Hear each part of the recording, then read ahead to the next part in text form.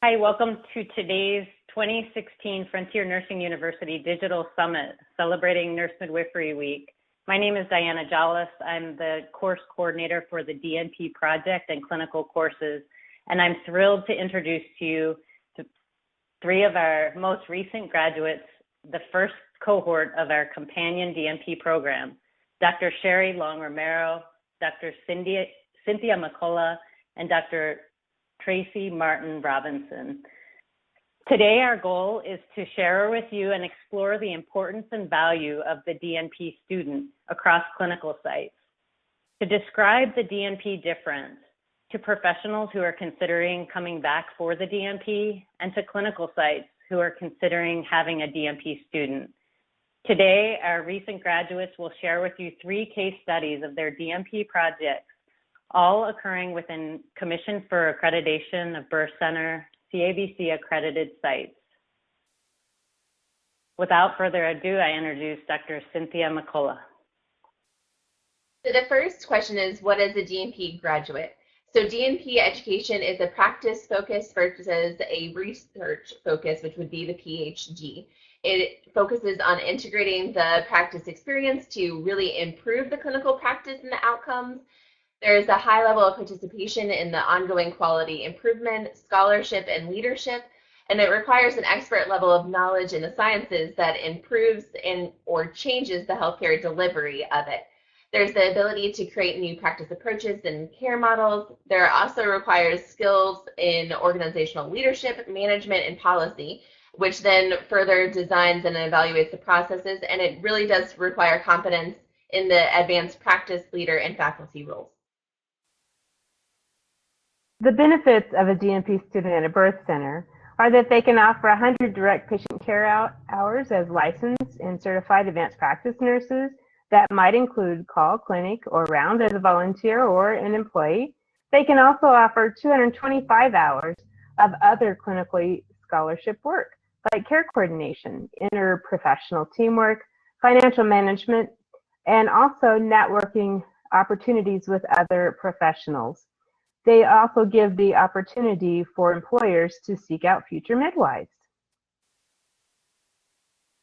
Some of those examples that we talked about with care coordination, interprofessional teamwork, and financial management might include following up on abnormal labs, chart reviews, guideline updates, even delegating or billable versus non-billable care tracking in the financial realm.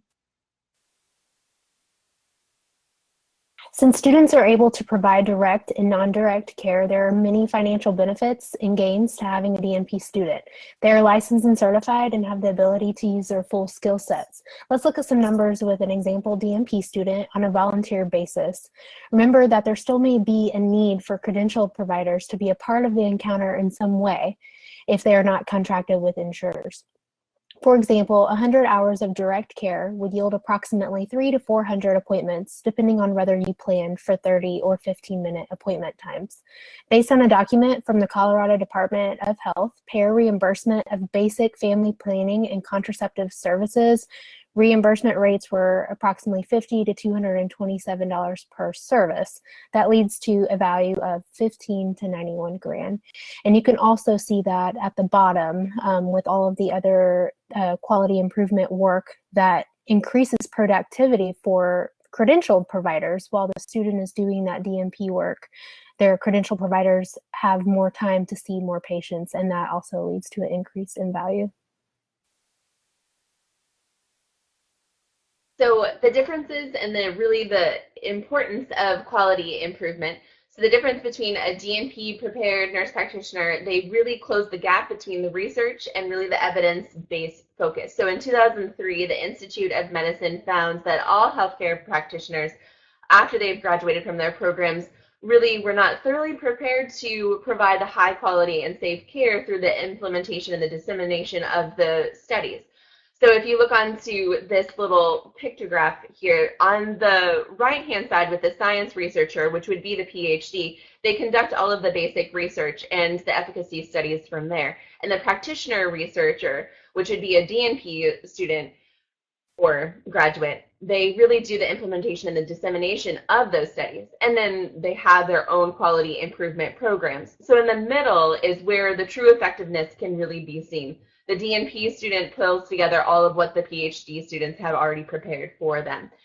So the Institute for Healthcare Improvement's triple aim is to improve the patient care experience, improve the health of the population, and reduce the healthcare costs. And that aim achievement then leads to patient safety and care coordination. The experience of care by the patients and caregivers are then enhanced, and the at-risk populations receiving better care, which also is preventative care services, are increased and actually utilized. The implementation of a standardized communication transfer tool, improving transfers from a birth center to the hospital setting, is what I chose for my quality improvement project. As a background, I offered to the birth center that communication errors cost the healthcare industry approximately or greater than $17 million a year. We know that communication errors have been listed as a root cause for 72% of infant deaths and injury by the Joint Commission Sentinel Event Alert. ACOG even recognizes that communication errors have been a leading cause that are linking medical errors to malpractice claims. Intrapartum transfer rates from birth centers to hospital settings may be as high from 12 to 25%. So communication is important. Standardized communication tools increase their credibility, reliability, socialization, and validity. Standardized communication during transfer from an out-of-hospital to an inpatient setting also helps decrease perceived hierarchies, which can become a barrier. SBAR tools, we know, have been found to improve outcomes by giving streamlined communication that the inpatient setting is looking for. Bloom and Babies Birth Center in Grand Junction, Colorado desired evidence-based and streamlined communication for their transfers to the hospital setting. Bloom and Babies, from the perinatal data registry demographics information I got, has patients that are on the average from 18 to 39 years old. Their payer sources range from almost half Medicaid to private managed care, self-pay or private grants, and CHIP funding. They're predominantly white and married. The staff has 2 certified nurse midwives and 2 wonderful registered nurses. So there are 107 entries from the opening in 2013 through June 20th, 2016, which is when I concluded that data gathering. 9 of those were non-emergent intrapartum transfers. 1 was an emergent newborn and 1 was an emergent postpartum transfer. Their percentage of transfers was just a bit below that average at 10.28%.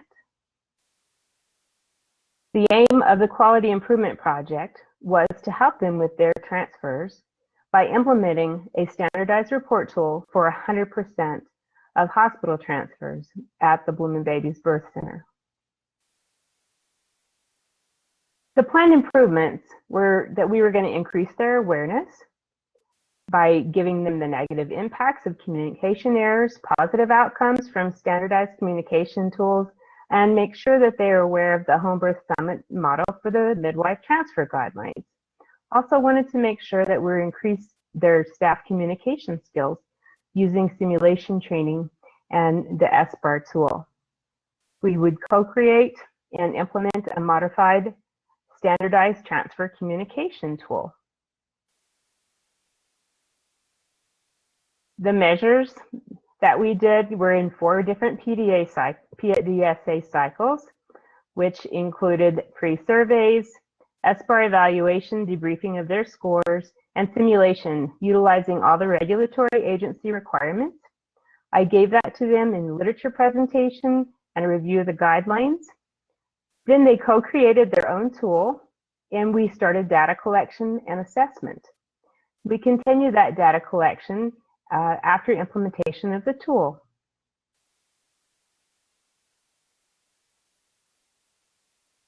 You may wonder what the Home Birth Summit Best Practices Guideline Tool looks like, model practices for the midwife. This is it.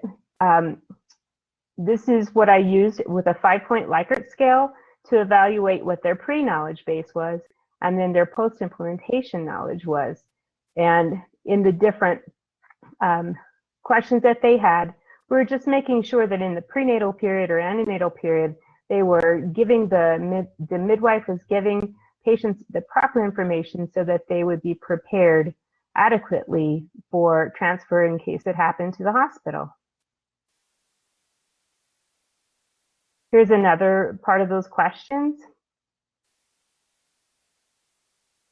And I do want you to notice that the last question on that each page was that good communication was mentioned in several of different parts.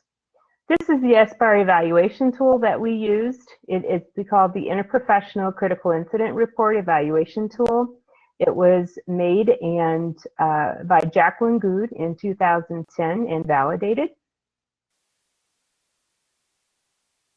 And this is the actual Women Babies Birth Center standardized transfer tool that they used. This looks very similar to most of the SBAR tools that you've used before in the inpatient setting. We made sure that this particular tool was specific to their site and also offered all the information that they would need for the regulatory agencies. The results were that we showed an increase of 4 to 6% in adherence to those model practices for the midwife transfer guidelines. We also showed an increase of greater than 20% in team SBAR communication skills. There was an increase of 2.5% in provider satisfaction rates. And something that was really important was that 3 of the 4 providers weren't aware of those best practice transfer guidelines.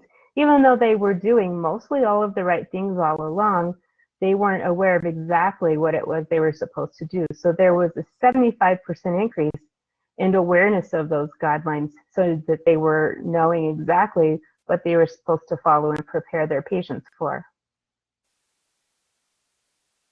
In conclusion, the staff was eager to provide evidence-based care.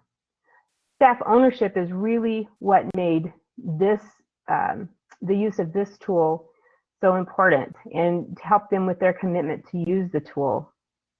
Teamwork is what made the Quality Improvement Project such a community success. The community is now more aware of the birth center and they know that the birth center wants to offer evidence-based care. The aim of the study was accomplished with 100% of transfers using the transfer tool. The tool could be utilized in really any out-of-hospital setting because it's simple, it's easily transferable, and it uses a common language. The rate of transfer at this site was less than 11%, so simulations and internal handoffs were used so that we could practice our skills. The success of this quality improvement project benefits the community, the birth center, patients. I would like to give a special thank you to the owners and the staff at Women Babies Birth Center in Grand Junction, Colorado, for their contribution to this doctorate study and her journey for her DNP, but also for their patients in making sure that they're providing evidence-based care. That's Dick Candico, Patty Candico, Gina Smith, Lacey Smith, and Nona Wiley. Thank you, Sherry. So my project was titled Early Intervention and Standardization of Management of Postpartum Hemorrhage within the Birth Center Setting. So for the background, for the United States, postpartum hemorrhage continues to be the leading cause of maternal death at around 11 to 12%. And in Florida, it's still the leading cause of mortality, around 15%. And from 2005 to 2009, the hemorrhage pregnancy-related mortality ratio increased significantly. It doubled from 13.3 to 26.2. So of course, it increases the morbidity and mortality of our mothers, but it's also a really common problem with an incident reported to occur between 5 and 15% of all births. And worldwide, it significantly impacts all the women, with 500,000, 500,000 mothers dying each year from a potentially treatable problem. So for us, in 2015, when we looked at our perinatal data registry, there were 5 postpartum hemorrhages. And in 2016, when the pre-audit of the charts were done before the implementation of the actual study, there were already 2 postpartum hemorrhages.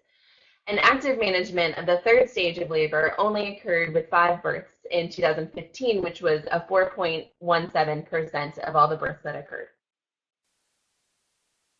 So for more of a background, Breath of Life opened in 2008. It is a CABC accredited birth center. There are approximately 170 births a year.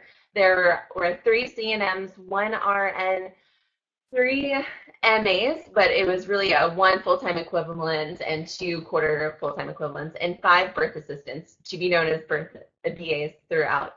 The population is a 5% Black, 81% white, 11% mixed, and 3% Asian, and of those, it's a 7% Hispanic. Half are private insurance, 33% are Medicaid, 5% TRICARE, and 6% are self-pay. And again, to restate, there were a 3% hemorrhage rate at BOL and only a 4% use of active management in 2015. So the aim of the project was for over 90% of the births that actually occurred at Breath of Life to be managed with quantitative blood loss measurement versus estimated blood loss, and for active management of the 3rd stage of labor after we implemented the evidence-based protocols from April to July in 2016. So the planned improvements were we were going to increase the use of QBL versus EBL. There was going to be an increased use of active management of the 3rd stage of labor, which defined in our birth center was going to be 10 units of Pitocin after the birth of the infant, so within 2 to 3 minutes time frame. That there was going to be controlled cord traction, that the cord was going to be clamped and cut either when the pulsations ceased or at 5 minutes time frame, so not more than 5 minutes would be done, and that we would have that fundal assessment and massage. And then we were wanting a reduction in the blood loss postpartum, that we would have an increase in the knowledge and also the confidence of the management of postpartum hemorrhage, that there would be a reduction in the time of the actual 3rd stage of labor, and that we would have an increase in the actual adherence to the evidence-based practice. So our measures, there were 5 PDSA cycles.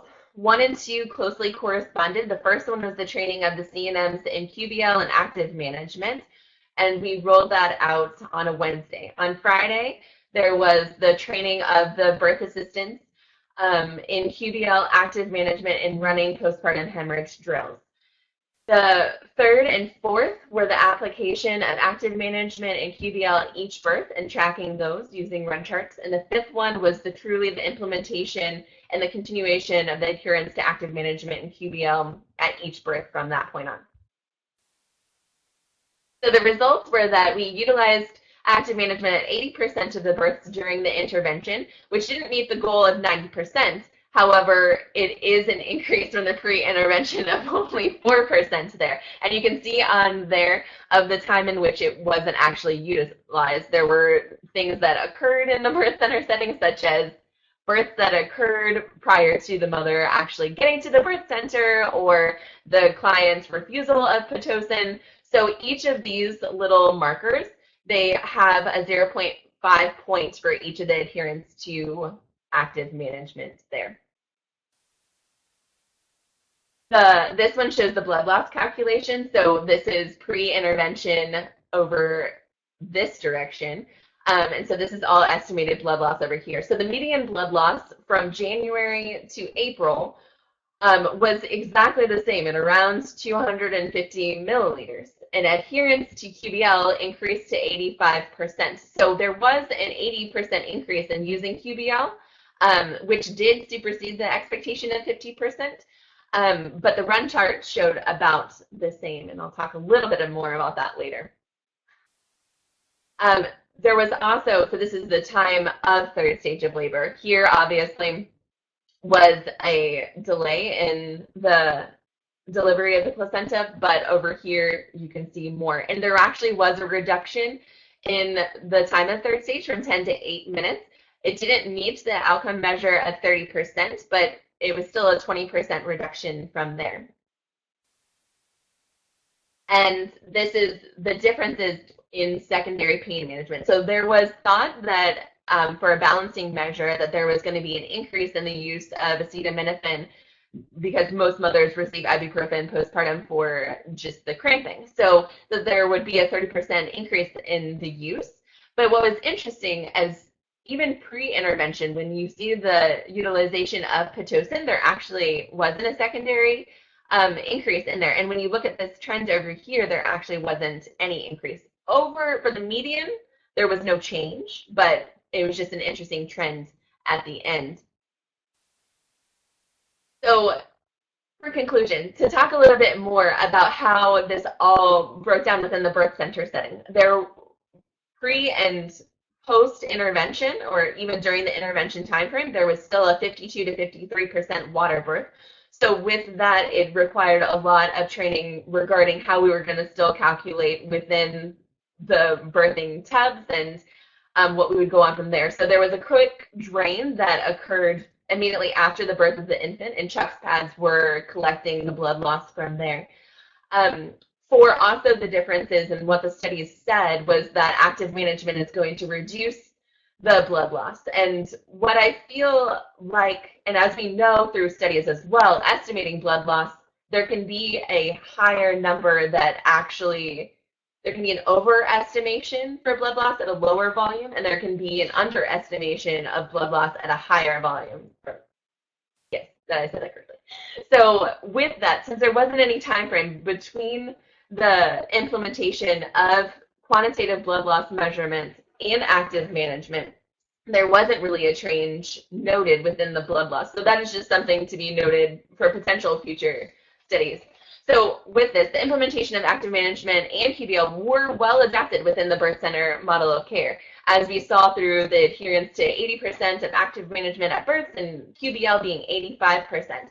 There was a reduction in the third stage of labor from 20% from 10 to 8 minutes.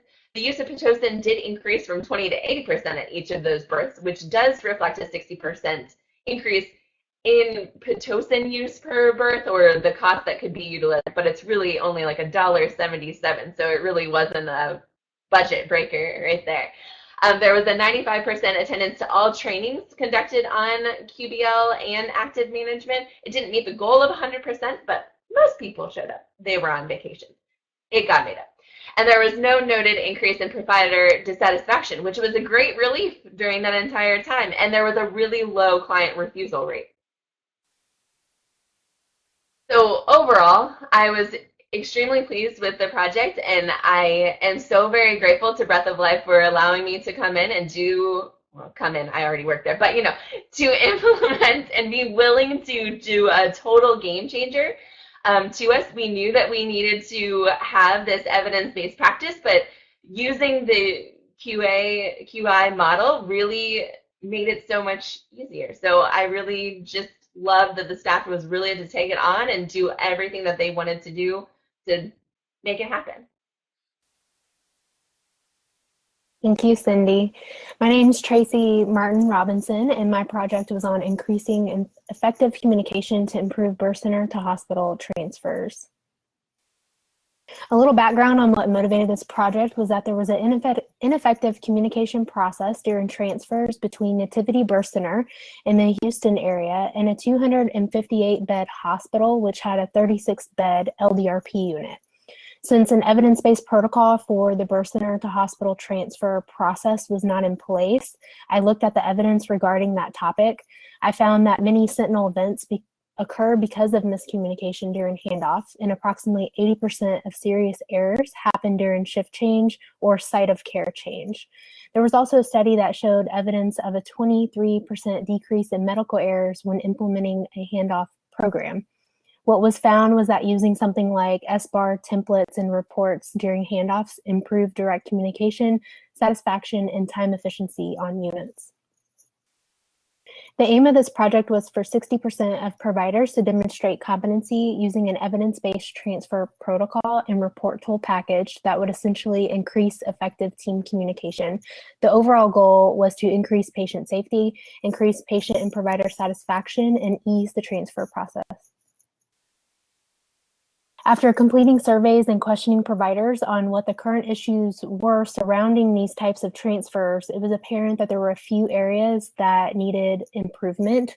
The plan was to increase direct communication between midwives and the OB hospitalist at the hospital, agree on a primary method of communication, increase awareness about safety of out-of-hospital birth, and inform all nurses at the receiving hospital of the new process change.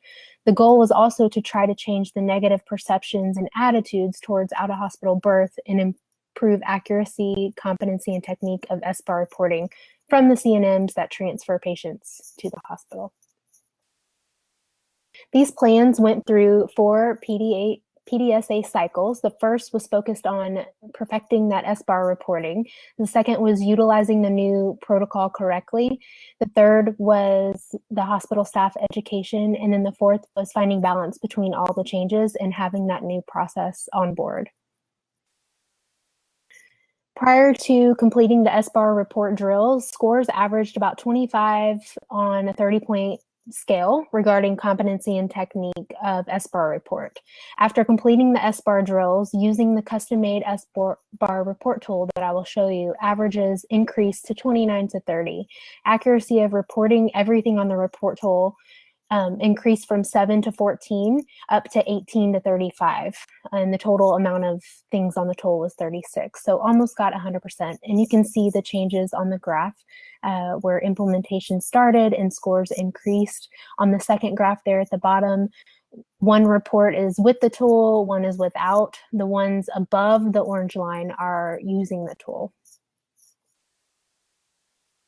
This is the custom SBAR tool that I made and had all the info that they could utilize for report. It was specific to the birth center and hospital transfer process that I did surveys on to find out what they wanted in report from the sending and receiving place of birth.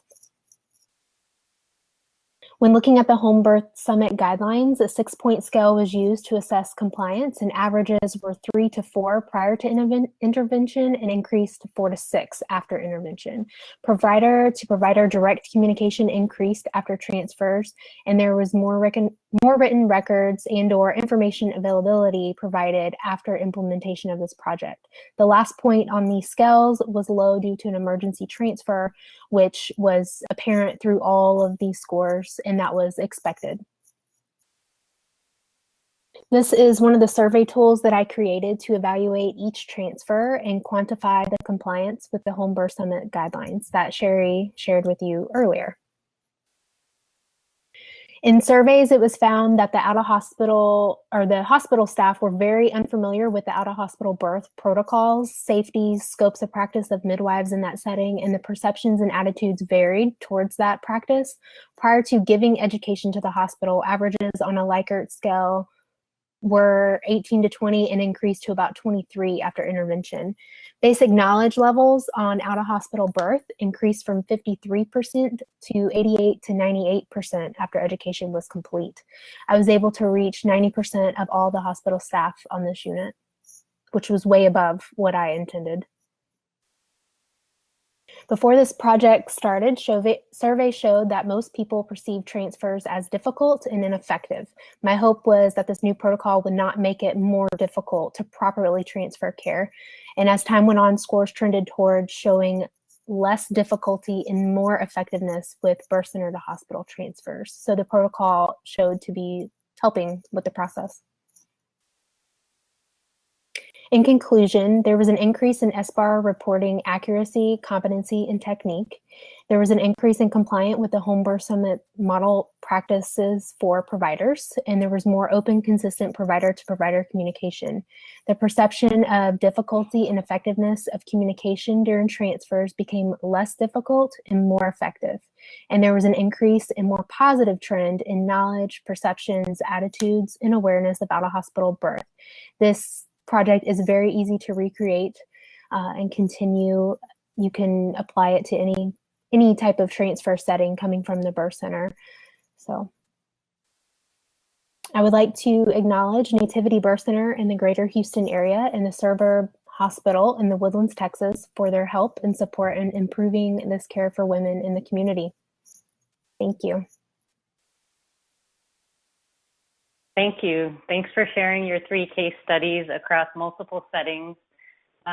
Again, we're very proud of the progress of our students. 100% of our first cohort of companion students implemented in the clinical setting were able to achieve measurable gains in the DNP essentials. And because they're implementing projects that affect patients and families in the clinical setting, we're proud of their progress with improving safety, timeliness, efficacy, efficiency, and patient-centeredness. We hope that their stories have moved you to answer the call and that you will consider coming back for the DNP or accepting a DNP student into your clinical setting. You can find out more information on Frontier's website. See you in the DNP.